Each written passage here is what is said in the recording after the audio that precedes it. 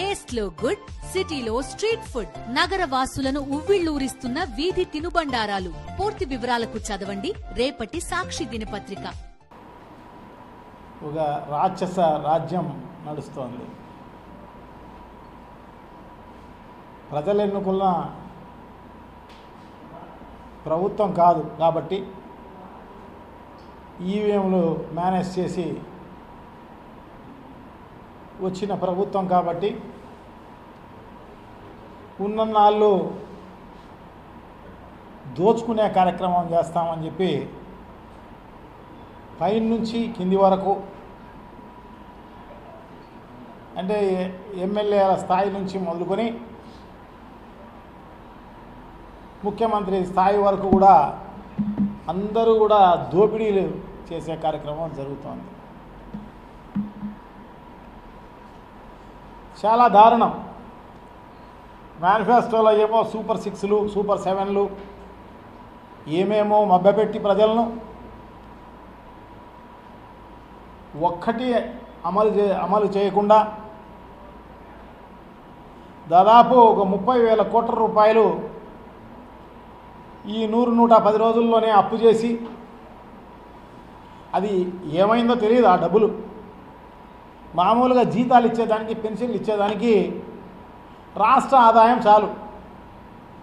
కానీ మరి అప్పు ఎందుకు చేశారో, మరి ఏ దానికి ఉపయోగించుకున్నారో ప్రజలకు చెప్పాల్సిన అవసరం తప్పకుండా ఉంది. చేసిన అప్పులపైన, ఖర్చులపైన శ్వేతపత్రం రిలీజ్ చేయాల్సిన అవసరం తప్పకుండా ఉంది. ప్రజలు నిలదీసే రోజు ఖచ్చితంగా వస్తుంది.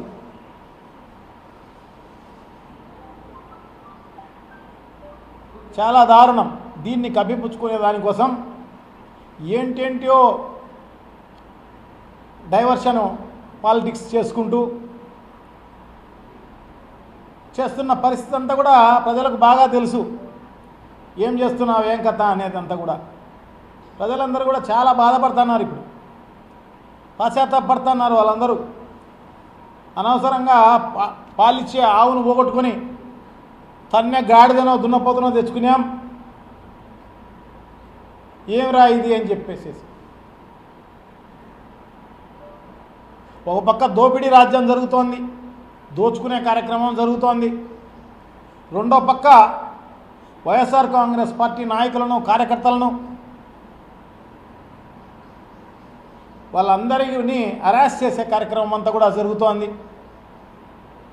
సో ఇవన్నీ కూడా ప్రజలు గమనిస్తున్నారు. దీన్ని కప్పిపుచ్చుకునే దానికోసం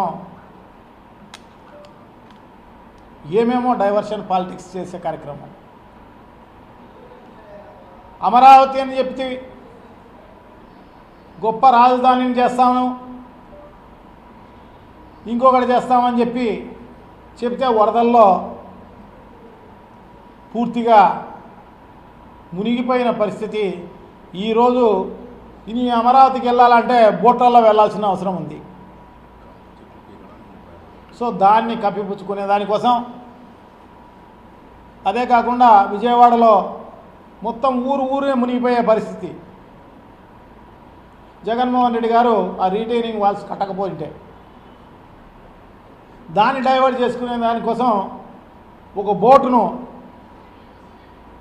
అది కాకతాళీయంగా జరిగిందో మరి ఎలా జరిగిందో కానీ మొత్తం పైన అది కూడా జగన్మోహన్ రెడ్డి గారు ఆ బోటు వచ్చి ప్రకాశం బ్యారేజ్ను గుద్ది, సో దానివల్ల ప్రకాశం బ్యారేజ్ అంతా కూలిపోయే పరిస్థితికి రావాలి అని జగన్మోహన్ రెడ్డి గారు భావించి ఈ రకంగా చేసినారు అని చెప్పేసి అదొక తప్పుడు ప్రచారం.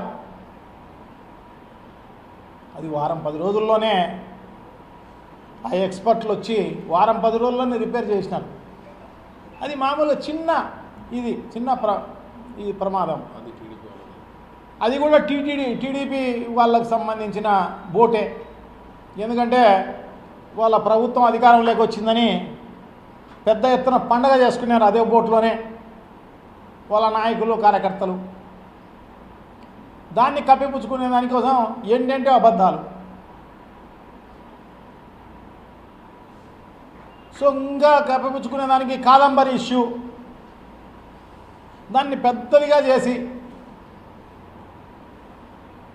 ప్రజలను డైవర్ట్ చేసే కార్యక్రమం అన్నమాట. ఈ ఈ ఈ పంతా నుంచి అంటే ఏమి చేయలేదనే దాని గురించి కాకోకుండా వేరే దాని గురించి చర్చించుకునే కార్యక్రమం చేయాలి. తద్వారా మనం చేసింది మాసిపోతుంది అని చెప్పేసి అనుకుంటా అంటాడు. కానీ ప్రజలేం అట్లా ఏమి మాసిపోరు, మర్చిపోరు. అసలు మనం ఏం చేసింది అనేది ప్రతిరోజు వాళ్ళ జోబిలోకి ప్రతి నెల జగన్మోహన్ రెడ్డి గారు ఉంటే అన్ని రకాలుగా ప్రతి నెల ఏదో ఒక సంక్షేమ కార్యక్రమం ద్వారా ప్రతి కుటుంబానికి డబ్బులు వచ్చేటి. అవి ఇప్పుడు రాలేదు కదా. సో ప్రజలందరికీ కూడా బాగా తెలుసు. దాన్ని కప్పిపుచ్చుకునే దానికోసం మళ్ళీ ఇప్పుడు టీటీడీ పైనే తిరుమల తిరుపతి దేవస్థానం అనేది ఎంత పవిత్రమైనది, ప్రపంచంలోనే ప్రఖ్యాతిగాంచిన దేవాలయమే అది. వెంకటేశ్వర స్వామిని వదలలేదే మనం. చాలా దారుణం. ప్రసాదం అయితే నిజంగా ఎంత పవిత్రంగా ప్రజలు భావిస్తారు. దాని ప్రతిష్టను భంగపరిచే కార్యక్రమం చేయడం అనేది నిజంగా కూడా చాలా దారుణం. ఇది రాజకీయాల్లో పరాకాష్ట.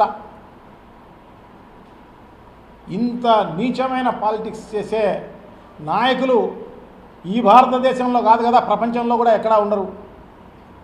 దేవుణ్ణి కూడా వాడుకునే కార్యక్రమం తన స్వార్థం కోసం ఈ రకంగా చేయడం అనేది చాలా దారుణం. సో అన్ని రకాలుగా ఆ ప్రసాదం అనేది, ఆ నెయ్యి అనేది మామూలుగా టీటీడీ ఏం చేస్తుంది? టీటీడీ కానీ ఇంకొకరు కానీ ఏ కంపెనీ కానీ ప్రభుత్వ వ్యవస్థ ఏదైనా కానీ జనరల్గా టెండర్ పిలుస్తారు. పార్టిసిపేట్ అయిన వాళ్ళలో ఎవరు లోయెస్ట్ కొటేషన్ ఉంటుందో వాళ్ళను L1 ఉన్న వాళ్ళను ఫైనల్ చేసే కార్యక్రమం చేస్తారు. టీటీడీ అయితే టెండర్ పిలిచి బోర్డులో పెట్టి అప్రూవ్ చేసే కార్యక్రమం చేస్తారు. దాని తర్వాత అగ్రిమెంట్ అవుతారు. దాని తర్వాత సప్లైకి మొదలు పెడతారు. సో ఇప్పుడైతే ఏదైతే సోకాల్డ్ డేట్లలో చెప్పే ఇది ఎప్పుడు వచ్చింది? ఇది ఏదో జూన్లోనో ఏదో టెండర్ జరిగింది. అది కూడా చంద్రబాబు నాయుడు గారి పరిపాలనలోనే టెండర్ జరిగింది. జూలైలో వాళ్ళు సప్లై చేయడం మొదలుపెట్టడం జరిగింది. ఎప్పటి నుంచి? దాదాపు ఎన్నికల కోడ్ వచ్చినాల నుంచి దాదాపు మార్చి 16న ఎన్నికల కోడ్ వచ్చింది. ఆ రోజు నుంచి వైఎస్ఆర్ కాంగ్రెస్ పార్టీ ప్రభుత్వం కాదు, జగన్మోహన్ రెడ్డి గారి ఆధ్వర్యంలో నడుస్తున్న ప్రభుత్వం కాదు, ఎన్నికల కమిషన్ ఆధ్వర్యంలో నడిచిన ప్రభుత్వం అది. మార్చి 16 నుంచి సో టెండర్ ప్రక్రియ మొదలుపెట్టింది ఎన్నికల కమిషన్ ఆధ్వర్యంలో నడుస్తున్న ప్రభుత్వమే. సప్లై చేసింది, అగ్రిమెంట్ చేసింది అన్నీ కూడా చంద్రబాబు నాయుడు గారి. ఎన్నికల కమిషన్ అంటే ఆల్మోస్ట్ కేంద్ర ప్రభుత్వానికి సంబంధించి ఎవరైతే ఏ పార్టీలు అయితే ఉన్నాయో ఆ పార్టీలతో అలయన్స్ తెలుగుదేశం పార్టీకే ఉంది కాబట్టి సో జనరల్గా వాళ్ళు చెప్పినదే జరిగిపోయి ఉంటుంది. సో అదే కాకోకుండా టీటీడీకి ఒక వ్యవస్థ ఉంది అన్ని రకాలుగా. తిరుపతిలో ఒక ల్యాబ్ ఉంది. ఒక నెయ్యి గురించే కాదు, చాలా వస్తువులు టీటీడీ వాళ్ళు కొనుక్కుంటారు. ఒక నెయ్యే కాదు, అన్ని రకాలైనవి అన్ని దానిలలో కింద ఒక ల్యాబ్ ఉంది, పైన కూడా ఒక ల్యాబ్ ఉంది. జనరల్గా కిందనే ఆ పర్చేజింగ్ డిపార్ట్మెంటే కింద తిరుపతిలో ఉంటుంది, అడ్మినిస్ట్రేటివ్ బిల్డింగ్లో ఉంటుంది. సో కిందనే టెస్ట్ చేస్తారు, ఏమాత్రం పనికి రాకపోయినా, అప్ టు మార్క్ లేకపోయినా, క్వాలిటీ లేకపోయినా ఇమ్మీడియట్గా రిజెక్ట్ చేస్తారు. దాంట్లో భాగంగానే ఈ నెయ్యికి సంబంధించి గతంలో దాదాపు 6 ట్యాంకర్లు పాస్ అయిపోవడం జరిగింది. లాస్ట్లో 4 ట్యాంకర్లు